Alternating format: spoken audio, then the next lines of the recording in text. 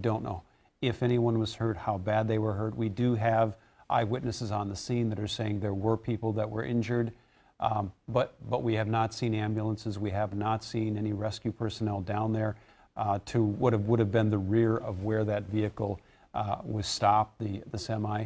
But I think it's important to note right now, we just don't know what happened. Yeah. We don't know what this person driving had in mind, if anything. And we were on the air with Hannah Flood at the time. She was talking to somebody, just doing an interview on an overpass, and all of a sudden both of them started saying, "Oh my God, and we heard the horn blaring as the truck was moving through the crowd. We have Hannah right now again. Hannah, you've talked to so many people who were either on the bridge or the overpass who saw what happened. So tell us what you're hearing down there. Well, I'm here with Tyler, and why don't you tell me what you saw? I was walking onto the bridge and I saw a semi-truck come barreling through the crowd, going 40, 50 miles per hour, honking his horn.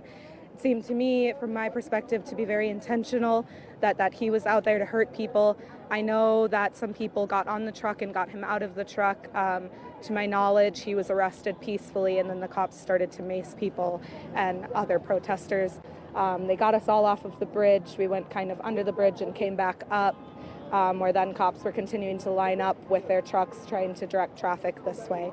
When you saw it coming, I mean, did you run? What do you do in that split second? I ran towards it because I wanted to make sure people were okay. I can't just sit back and watch people get hurt. He was already continuing down the bridge, so my instinct is to make sure that nobody that was in that line that he was going got hurt. That's incredibly brave of you. Tell me about today, before all of this, what was going on with this protest? I actually just got here. I was collecting donations all day and was picking up medical supplies out in Buffalo and food and diapers and all of that stuff. So I was distributing that around the Twin Cities. So I just got here. We kind of did like a chase the protest kind of thing where we didn't know exactly where they were. And right when we got here, we found them. It was supposed to be peaceful. It was peaceful. That semi-truck driver made it not peaceful. Hannah, thank you so much for sharing with us. I'm glad you're safe. Thank Hannah, you. if you can keep her there, could she tell if anybody got hurt? Hey, Tyler, excuse me, are you sure if anyone got hurt? Were you able to tell? I didn't see anybody hurt, but I heard through word of mouth that one girl was hurt. I think she was transported to the hospital. Okay. Thank you so much. Yep. Thank you. Stay safe out here. Yeah, so Kelsey, this is kind of the situation right now that I want to tell you about. You heard Tyler say it. They're kind of clearing this area. They're trying to get people out of here. But, I mean, there were so many people on that bridge and then who came up the up ramp, and a lot of people gathered around here who are trying to reconnect with their friends, too. So a big group of protesters did make their way back down Washington Avenue. We believe they might have head back to U.S. Bank Stadium. But obviously, people are shaken up. I'm not even sure yet. I haven't even had the chance to ask people what their plan is after that. Do you go home? Do you continue to protest? So that's what we're going to start asking people next. But still a lot of people out here chanting George Floyd's name, still with their signs. So that message is still getting across clearly, even after all of this. And you heard Tyler, who I just interviewed, say it. This was a peaceful protest, she said, up until that moment when that truck came through the crowd. And that's what we saw today, too. And I mentioned it earlier, and I think it's important. This was a peaceful protest that children were at as well. The organizers at the beginning said, we want this to be so peaceful that your 90-year-old grandma would want to be here. So that was the message that protesters were giving all day. That's what was happening here until that moment when we were live, when we were interviewing that young man and heard that horn and saw that truck just come barreling through that group of people. Okay, Hannah, we do have some new video of what happened on Twitter here, of this tanker truck coming through this crowd. This is a new vantage point. You see how quickly people are moving out of the way. There's chaos, people screaming, trying to move across, and there comes the truck. The truck then carried through the crowd there, and it stops there. That's the point at which people climbed onto the vehicle. And as you heard Tyler, our witness there, say, the driver was taken from that cab, and then in terms of what she saw, was arrested. We did see that earlier. We saw a crowd of people take somebody, what appeared to be take somebody out of a cab and then surround them. And then when law enforcement moved in, that crowd was dispersed with tear gas and mace, and a person that we saw not wearing a shirt at that point was escorted by police across the interstate to one of the police vehicles. The governor is going to brief the public on the situation at 7 o'clock, so in about half an hour he'll speak, and we may perhaps get better information at that point. And here's another shot of the truck. This is Hannah's camera, the truck going through that crowd, and we've consistently heard from people that Hannah has talked to that one girl was hurt, and then you heard her interview Tyler there a minute ago saying that she believes that the girl was transported to the hospital.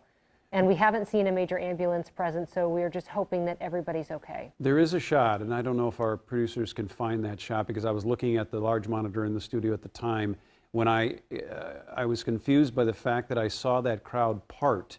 The semi wasn't in the frame yet. It was shot from the chopper, and you start to see this crowd part for what appears no apparent reason, and then a half a second later you do see the semi. That shot is out there somewhere because I saw it. But let's get back to Hannah Flood. She's live on the scene still with eyewitnesses. Hannah? Tell the story. I'm with Priska and Laverne, and you guys were down there when this happened. You were telling me what happened to the people who were hit immediately after that truck came through. After the truck came through, people were hurt. They ran him over. There was no flow of traffic after the truck, but the cops were right after him. Listen, not one cop went down there to check if anybody was okay. Not one cop asked if anybody was okay.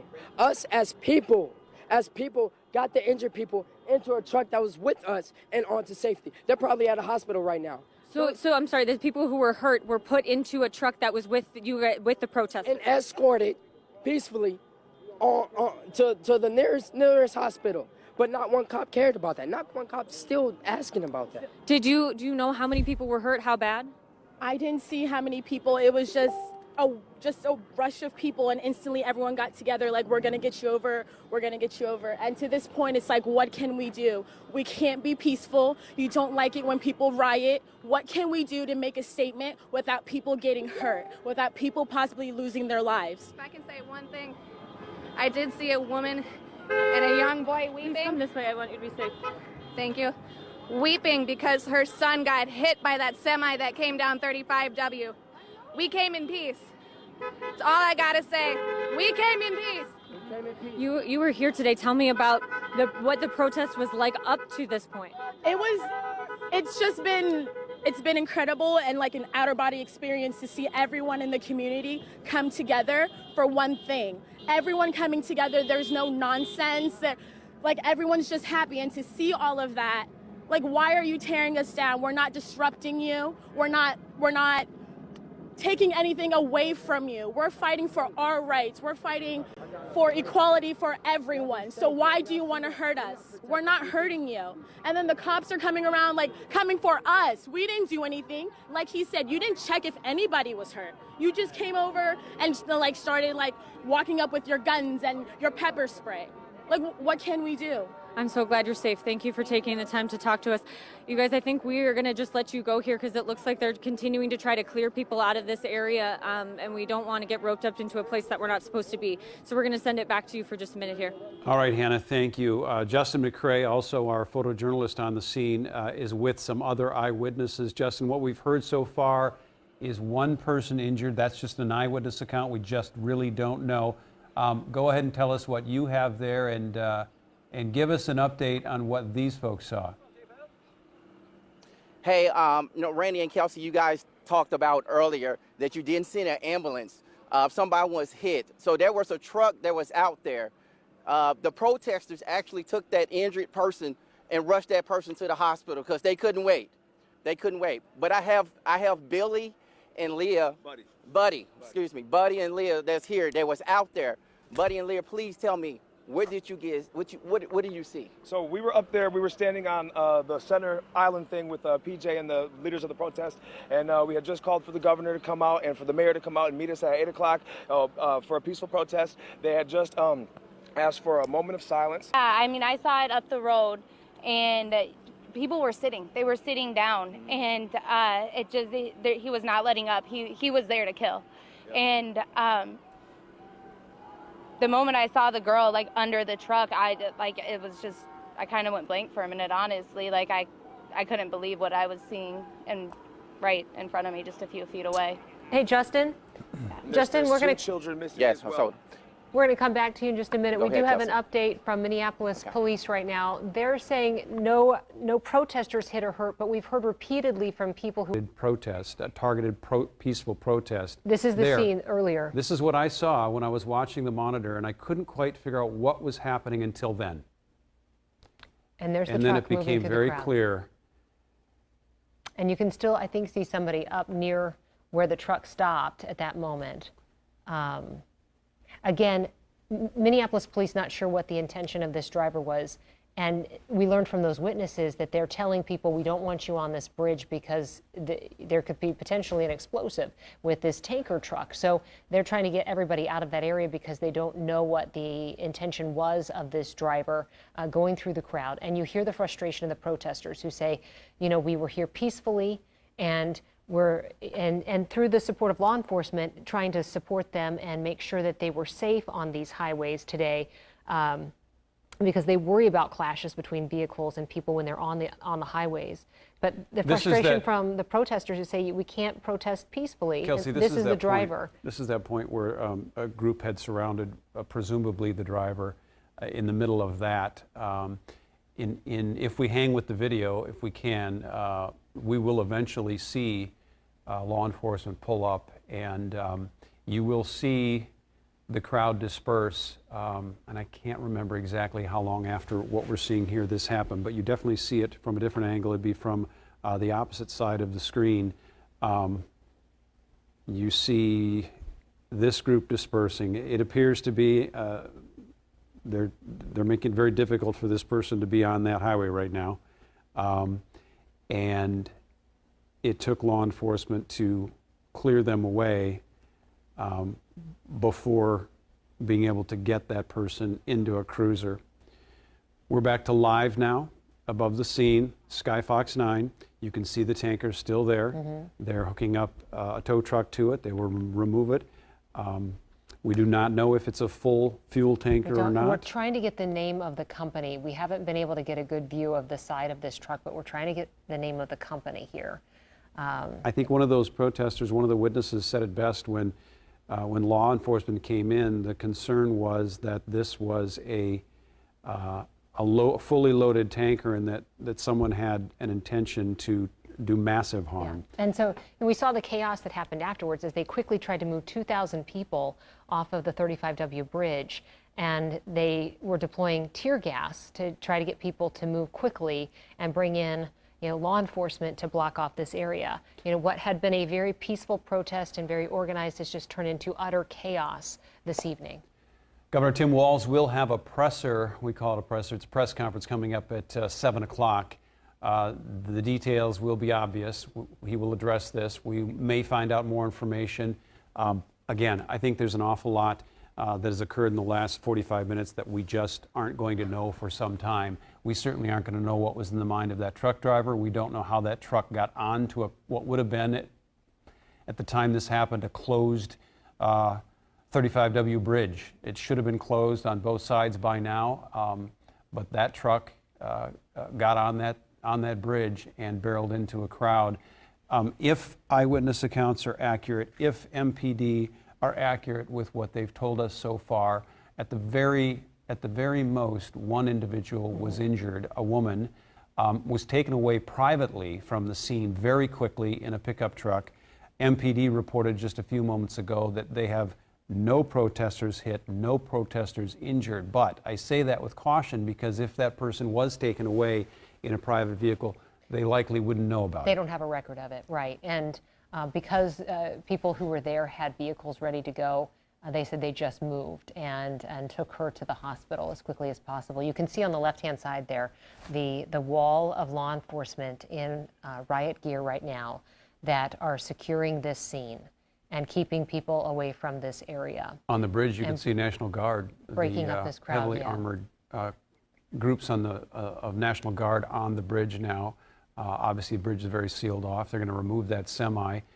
This escalated to a situation that no one could have imagined or should have imagined less than an hour ago, when a very peaceful group of some 2,000 to 3,000 people, I'm estimating, made their way onto the bridge, working their way back toward US Bank Stadium, where they started a circular march that went through downtown Minneapolis in conjunction with another one that was making a circular march from the state capitol onto I-94 and making their way back east on University Avenue. All of this happening at the same time with two separate groups. But this group, we'll call it the Minneapolis group, was the group that was struck by that semi-truck as it came north onto the bridge as this group was heading south on the bridge.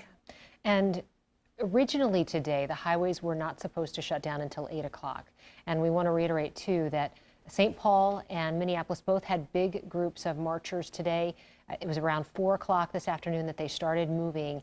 And MnDOT quickly moved into place to try to shut down the highways at 5, worried about just the danger that can happen and trying to ensure the safety of these peaceful groups that were moving through St. Paul and Minneapolis. St. Paul police even tweeting out, this is where they're going, and we are here to ensure their safety. And, you know, these groups were probably, the group in Minneapolis probably headed back to US Bank Stadium when all of this happened. We have law enforcement moving right now, and I don't know if we can take that full screen on the left-hand side to see where they're going, our camera here. So it looks like they're moving to the overpass and just monitoring. Maybe they're bringing more vehicles down. You can see the armored vehicle there.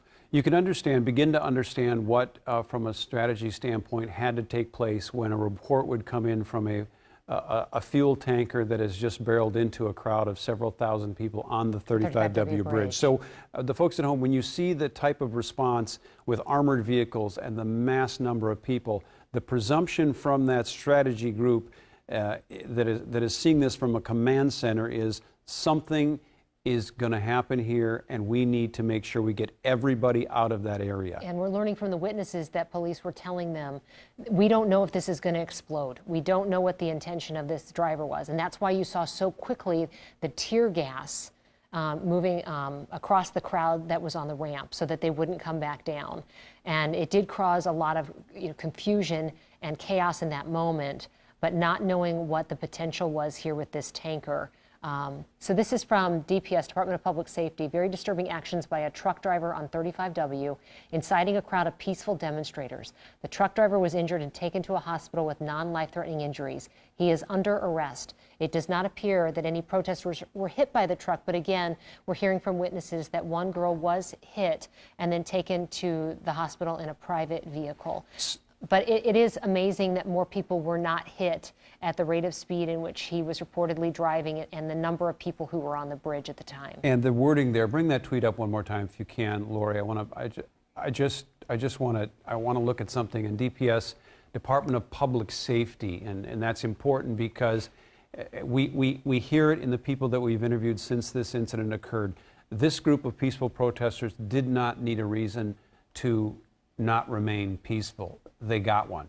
That's the unfortunate part of this, and that's exactly what the whole city is holding its breath again tonight based on this event, because a large number of people, and you see the word inciting a peaceful group of demonstrators. So that truck driver going into that crowd created an atmosphere that wasn't present with peaceful protesters in either group, and was very present after that happened. And you could hear it in their voices, you could hear it in their explanation of their eyewitness explanation or recounting of what they saw.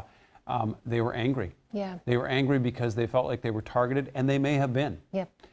We don't know, and we won't know for quite some time, but it has changed the atmosphere, it's changed the narrative very quickly on this night. Yeah, so many young people and families also in this crowd. They started at US Bank Stadium around 4 and then moved to the Hennepin Avenue Bridge. They all took a knee and said George Floyd's name. And I also want to note, the thing that has also been remarkable is the number of people wearing masks and wanting to be careful as they gather in these large groups of people.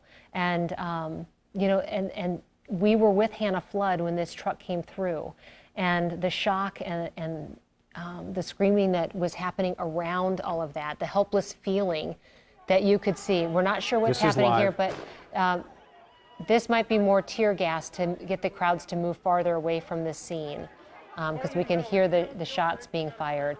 This is Courtney Godfrey's camera. Live, we're seeing it live as it's happening. This did not happen earlier, but again, keep in mind that there were several thousand, estimated up to 3,000 people on the 35W bridge marching at the time. So some of them have dispersed, some of them haven't, and law enforcement's goal right now will be to get people out of that area and dispersed before nightfall. Our curfew will kick in again at about an hour and 10 minutes. Courtney Godfrey is there. We saw her briefly. Stand by. Courtney, come to us. Tell us what you know. Yeah, Randy, I'm just kind of standing back so that I can keep eyes on what's going on. Police continue to throw tear gas at the crowd here. Obviously, this crowd is not going anywhere. Once the tear gas dissipates, they come back. So police are clearly trying to send a message that they need to break up. They're trying to get this crowd to stop congregating around that university entrance ramp onto 35W. Come this way. They've already secured a scene. It's right around the corner here. We have found a safe location. I just want to assure you guys, because I know that I told you a little bit ago that myself and our two photographers, we both were gassed, and that hurts. Let me tell you, in your eyes and your lungs, it really hurts. So we're trying to avoid that again. So we have found a safe place behind a building, but you can see this individual here. He clearly has just been victimized by some gas. They're trying to pour some water in his eyes. Can you guys, excuse me, can you tell me what just happened? Yeah, we had our hands up. We were holding a line. We were begging them not to shoot. And they started throwing tear gas canisters and firing into the crowd.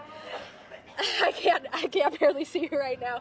Somehow I lost my husband in the throw, so I'm trying to find him and figure out how to get back to our car. Okay, you find your husband. Yeah, thank you. Good luck. Stay safe.